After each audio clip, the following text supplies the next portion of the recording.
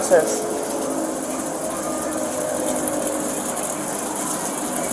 I ain't got time for this shit. Oh no, I'm a dental assistant. Okay. I'm not losing my dental license for this, for a night on the town for his little